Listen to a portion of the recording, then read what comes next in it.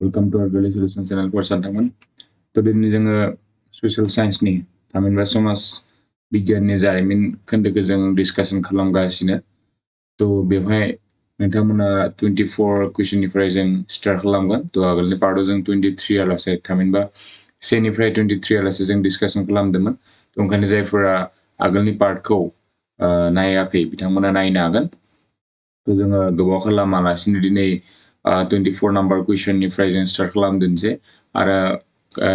start खालामनायनि आगोलावनो आं नोंथांमोनखौ मोनसे बुंनो सानो जे जुदि नोंथांमोना चेनेलखौ दासिमबो जुदि साबस्क्राइब खालामना लायाखैबा थामहिनबा जायफोरा क्लास 10 नि फरायसा बिथांमोना जुदि चेनेलखौ साबस्क्राइब खालामना लायाखैबा बिथांमोना खालामजागोन मानोना क्लास 10 नि जोबोर इम्पर्टेन्ट मेट्रिकआव फैनाय जोङो कुइसन डिसकासन खालामगासिनो आरो बिनि जों जाय PDF फाइल आरो जा इम्पर्टेन्ट कुइसन बेफोरखौ जोङो टेलिग्रामनि थ्रुजोंबो जों शेयार खालामनाय जायो स' ओंखायनो नोंथांमोना टेलिग्रामनि थ्रुबो जइन जानो हागोन थ' लिंकखौ डिसक्रिपसनाव होनाय दङ टेलिग्रामनि थ' नोंथांमोना बेवहाय थांनानैबो जइन जानो हागोन थ' दा जों गोबाव खालामालासिनो स्टार्ट खालामदोंसै थ' थिग बिदिनो जोङो मा होनदों मेथ्स आरो साइन्सनिबो प्लेलिस्ट बानायखाना होनाय जादों थ' MCQ मानोना MCQ आ देग्लाय जा मेट्रिक आनजाद जागोन फैबाय थानाय 2023 आव जोबोर इम्पर्टेन्ट नोंथांमोना जुदि सिलेबासखौ जोंनि चेनेलाव नायदोंबा नुदों जानांगौ जे जोंनिया MCQ आ बेसेबां फैगोन MCQ आनो जोंनिया 20 कुइसन फैगोन थ' MCQ 20 कुइसन फैबा भेरि मोस्ट इम्पर्टेन्ट जाहैगोन आरोना बे अके दा जों गोबाव खालामालासिनो स्टार्ट खालामदोंसै 24 निफ्राय थ' आगोलाव जोङो 24 नाम्बार कुइसनखौ बेखौ आं कुइसन नोंथांमोननो होनाय दोननाय जादोंमोन when was मुस्लिम लीगआ माला जोंनो माने एस्टाब्लिश जादोंमोन नाय आं बेवहाय नोंथांमोनखौ एगेन बुंदों जे मा होनदों कुइसना इंलिश बा बर' मिडियाम लिरदों होननानै नोंथांमोना बेखौ साननो नाङा जे नोंथांमोना जास्ट नायलांबायल' था अब्लानो बुजिगोन माने मुस्लिमखौ आरो बिजाबखौ दिहुनना ला बेनिफ्राय बिजाबाव जा बे कुइसनखौ नोंथांमोना फरायबा बिजाबाव नुखागोन माने नागिरा मोनबा बेयाव नोंथांमोना बेखौ सिन होना लाबानो जाबाय अब्ला उनावबो नोंथांमोना जुदि बिजाबखौ फरायबा जा इम्पर्टेन्ट कुइसन बेफोरखौ नोंथांमोना मिथिलांगोन दा मुस्लिम लीगआ बेसेबां सनाव जोनोम जादोंमोन होनबा जोंनिया नै अपसन नाम्बार बि आनो जोंनिया मा जागोन कारेक्ट अपसन नैबे 30 December 1906 but when British administrator helped in the formation of Muslim League 99 जिहेतु जोंना मुस्लिम लीगआ 1906 जाबाय दा बे मुस्लिम लीग बानायनायाव सोर हेफाजाब होदोंमोन ब्रिटिशआ जोंनिया होदोंमोन जोंना लर्ड मिन्टुआ सोर होदोंमोन लर्ड मिन्टु थ' दा नाय मुस्लिम लीगखौ जे बानायबाय दा बे मुस्लिम लीगखौथ' जोंनिया हेल्प होनाय ब्रिटिश सुबुङा सोर जाखो जोंनिया ब्रिटिश माबाया एडमिनिस्ट्रेटर जोंनिया जाबाय लर्ड मिन्टु दा अब्ला जोंना मुस्लिम मानसियालाय सोरमोन जे बानायनाया बेनो जाबाय सलीमुल्लाह आरो आगा खान बेखौ नोंथांमोना बुकखौ नायबाबो मोननो हागोन नामा जाबाय सलीमुल्लाह आरो मा आगा खान अके दा नेक्स्ट जादों जोंनिया was the painter of famous painting Bangomata दा बंगमाताखौ सोर आखिदोंमोन होनना मा जागोन एन्सारा जोंनिया रबीन्द्रनाथ टेगोर रबीन्द्रनाथ टेगोर नङा बरसानदामोन जोंनिया मा बेयो रबीन्द्रनाथ टेगोर अके बा ठाकुर टेगोर नङा नैबे ठाकुरसो जागोन when was Bengal National Congress Bengal National College established Bengal national कलेजखौ माला माने एस्टाब्लिश खालामनाय जादोंमोन थ' बिनि अपसना जागोन जोंनिया 15 आगस्ट 1906 okay next question नायलायदोंसै दा next question नायदो दा who was the editor of Bengal Chemical Magazine Bharat पत्रिका Bengal Chemical Magazine जोंनिया भारत पत्रिकाखौ सोर लिरदोंमोन होनना बुंदों नैबे भारत पत्रिका दङ ना बेखौ सोर लिरदोंमोन होनना बुंदों दा बिनि एन्सारा जागोन जोंनिया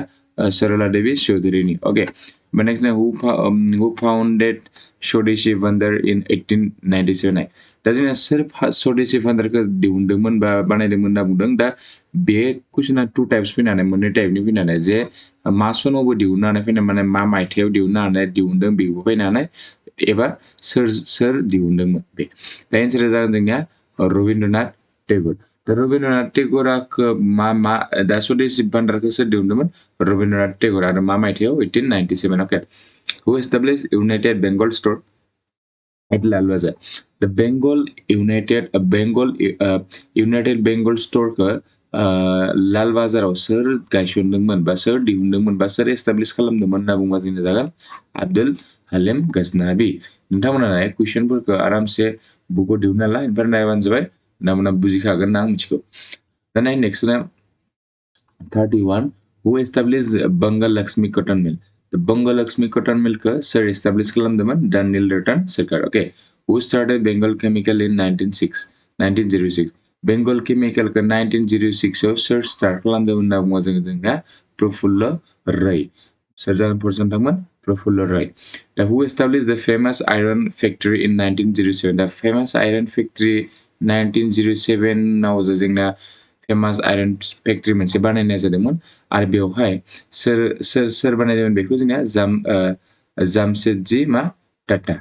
सोर बानायदोंमोन फरायसानोमोन जामशेदजी टाटा दा जे रतन टाटा खोनाबाय थायो बेनिनो नैबे बिसानिनो मानसि जागोन आरोना बे आगोलनिनो मानसि बिसानिनो दा जामशेदजी टाटायानो बानायदोंमोन बे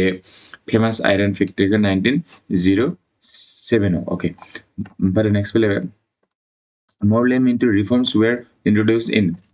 माने Morley Minto reforms का माला introduce खालामनाय जादोंमोन होनना बुंबा जोंनिया माला 1907 ओके दा नाय जोङो बेवहाय only MCQ question discussion खालामनाय जादों लोगोसे थाबैनो जों जुदि हायोबा पसिबल टाइम मोनोब्ला जों बेनिबो जा चैप्टार वाइज डिसकाशन बेखौ जों लाबनाय जागोन जेरैबायदि दा Morley Minto दा Morley Minto रिफर्मालाय मा बुस्थु मानो खालामनाय जादोंमोन बेफोरखौ दा बेफोरनि जा जुदि भिडिअखौ जोङो थाबैनो लाबोनो ट्राइ खालामगोन नोंथांमोननि सिगाङाव नोंथांमोना ओंखायनो चेनेलखौ जायफोरा साबस्क्राइब खालामाखै दासिमबो साबस्क्राइब खालामना लाबानो जाबाय आरो दा नै कुइसन नैबे नाय नै जाहाथे जों दा भिडिअ एगारगासिनो बे भिडिअ एगारनायफोरा जोंनिया नाय कम्पिटिटिभ एग्जामफोरनि थाखायबो जोबोद इम्पर्टेन्ट जागोन मानोना कम्पिटिटिभ एग्जामफोरा जोंनिया बेबायदि MCQ फैनाय नुनाय जायोथ' ओंखायनो नोंथांमोना जुदि सोरबाफोर कम्पिटिटिभ एग्जामनि प्रिपारेसन खालामबाय थादों बे भिडिअफोरा जोबोद इम्पर्टेन्ट जागोन दा नेक्स्ट कुइसन नायदो 35 कुइसन लर्ड कार्जननि उनाव बिबान मोननाय भाइसरय लर्ड कार्जननि उनाव सोर बिबान मोनदोंमोन भाइसरया दिनै मा लर्ड मिन्टो भाइसरयाथ' सासेनो थाबाय थाया जोंनिया कार्जना थांलायबाय बेनिफ्राय सासे फैलायबाय दा सासे फैनायासो जोंनिया मा लर्ड मिन्टो ओके ओमफ्राय नेक्स्ट जों नायलायनोसै who said Swaraj is my birthright and I will have it दानाय सोर माने सोर सुबुङा सोर मानसिया जोंनिया Swaraj is my birthright and I will have it बेखौ जोंनिया मा खालामदोंमोन बुंदोंमोन माने नैखिना सेन्टेन्स बाथ्राखौ सोर बुंदोंमोन होनना बुंदों बे मोस्ट इम्पर्टेन्ट कुइसन एबो जोंनिया फैबाय थानाय नुनो मोनो दा बेनि एन्सारा जाबाय जोंनिया मा बाल गंगाधर तिलक मा सोर होनदोंमोन फरायसानोमोन बाल गंगाधर तिलक दा नाय बेयाव मोननै कुइसन आरो मोनसे कुइसन जाबावनाय दा लकमान्य होनना सोरखौ बुंनाय जायो होनना फैनानै मा होनना फैगोन फरायसानोमोन लकमान्य होननानै सोरखौ बुंनाय जायो होनना बुंबा नोंथांमोना होनांगोन बाल गंगाधर तिलक आरो बाल गंगाधर तिलकआनो जोंनि नैखौ बुंनाय जादोंमोन जे Swaraj is my birthright and I will have it नोंथांमोना बेखौ बुकखौ नायबाबो नुनो मोनगोन बेखौ The next question जाबाय who were लाल बाल पाल होननानै सोरखौ मिथिनाय जायो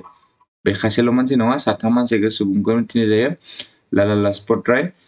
बाल गंगाधर तिलक आरो बिपिन चन्द्र पाल बेसोर साथामखौ लाल बाल पाल होनना मिथिनाय जायो भेरि भेरि मोस्ट इम्पर्टेन्ट कुइसन नैबेबो जोंनिया लाल बाल पाल सोरखौ बुंनाय जायो बे आगोलनि मेट्रिक आनजादावबो जोंनिया फैफेरखाबाय सोर लाल दे लाला लाजपत राय बेनिफ्राय बाल गंगाधर तिलक बेनिफ्राय पाल दे Bipin Chandra Pal right okay next कुइसन Who was Lord Minto दाने लर्ड मिन्टोनि बागै जों इमान कुइसन MCQ खालामबाय सावबो खालामदों जोंहा नैया लर्ड मिन्टोनि बागै बहा नैया नेवबो खालामबाय बेनिफ्राय दानि हेफाजाब होनाय फैगोन नैया बेवहायबो खालामबाय दा होमबा नोंथांमोना बेनि एन्सारखौ नोंथांमोना लिरना हरनो ट्राइ खालाम कमेन्टनि थ्रुजों नाय जों नुनो मोनदों नोंथांमोना रिप्लाइ कमेन्टफोरखौ एबार सोंहरफिनबा माने रिप्लाइ होफिना थ' ओंखायनो माने गोनो गोथो जायो आरो नोंथांमोना जे फरायाबा भिडिअफोरखौ नायनानै बा बुजिदोंना बुजियाखै थ' ओंखायनो माबाफोर जुदि भिडिअ कुइसन सोंबा बेखौ रिप्लाइ हरनो ट्राइ खालामनांगौ मानोना रिप्लाइ हरबा नोंथांमोना जों बुजियो नोंथांमोना बुजिदोंबा बुजियाखैबा बुजियाखै ना जायखिजाया बुजिदोंबा बुजिदों बुजियाखैबा बुजियाखै होननानै रिप्लाइ हरनो ट्राइ खालामबानो जाबाय थ' नाय आसा खालामो नोंथांमोना भिडिअखौ गोसो होना नायदों आरो बिजाब दिहुनना नायबा एसे मोजां मानोना दा नैखौ नों बेबायदि नायना फरायगोन ओमफ्राय साननैसो उनाव बावगारगोन बिदिया बहुत जोबोद प्रब्लेम जायो ओंखायनो नोंथांमोना बिजाब दिहुनना ला ओमफ्राय हायोबा सिनफोरखौ होना ला बिनि मा होनदों मा माने बुकनि मा खोन्दोआव दङ मा बाहागोनि माखिना पार्टआव दङ बिसोर कुइसनफोरा बेखौ नोंथांमोना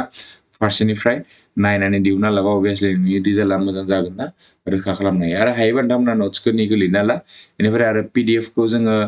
टेलिग्राम चेनेलाव एगेन होनदों PDF खौ टेलिग्राम चेनेलनि थ्रुजोंबो जों प्रभाइड खालामगासिनो एसेबाबो बेनिफ्राय लोगोसे आरो जोङो बे PDF नि जा टटेल गासै चेप्टारनि PDF खौ जों साननैसोनि उनावनो लन्च खालामगोन नोंथांमोना बेखौबो एप्लाइ खालामनानै मोननो हागोन थ' दा जोंनिया नाय चेप्टार 1 नि जा बंग सोखावनाय जादों जोङो MCQ जोङो बेसेबां कुइसन डिसकासन खालामखो जोंना टटेल नाम्बार अफ कुइसन जाबाय नाय 37 टा कुइसन आरो दंबावो जोंनिया आरो दिहुनबावनो हायो बाट नोंथांमोना बेखिनिखौ आं इम्पर्टेन्ट खिनिखौ होजोबखाबाय थ' इनि अनगायै बांद्राय फैनो चान्स गैबांखाया थ' नैखिनिखौ नायबा नोंथांमोना से लेसननि जायखिजाया सर्ट कुइसन फैबानो नोंथांमोना बेखौ खालामनो हागोन थ' आसा खालामो भिडिअखौ बयबो मोजां मोनगोन आरो लोगोसे नोंथांमोना भिडिअखौ लाइक होनो बावनो नाङा आरो जेसेबां हायो लोगोफोरनो शेयार खालामलायबानो जाबाय आरो जोंनि चेनेलखौ ग्र' खालामनायाव एसे मदद होबानो जाबाय मानोना जोंनिया जेसेबां साबस्क्राइबार जानानै जेसेबां ग्र' जानांगौमोन एडुकेसन चेनेल हिसाबै जोंनिया जानाय नुनो मोनाखै आसा खालामो फैबाय थानाय समफोराव नोंथांमोना जोबोर चेनेलखौ ग्र' खालामनायाव हेफाजाब होगोन लोगोसे लोगोफोरनोबो नोंथांमोना शेयार खालामलायबानो जाबाय स' गोजोन्थों फरायसा नोंथांमोन बाय बाय